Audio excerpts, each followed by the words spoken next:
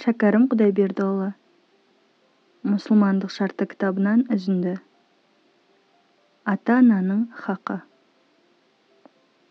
Ата-ананың хақы ешбір ғибадаттан соң ескерілмесін. Оларды ренжіткен кісіге Алла тағала разы болмайды. Бірақ шариғатқа қарсы орындарды ренжиді деп шариғаттан шыға алмайсың. Олайда болса, сонда да әдеппен, жылы сөзбенен жауап қайырасыз.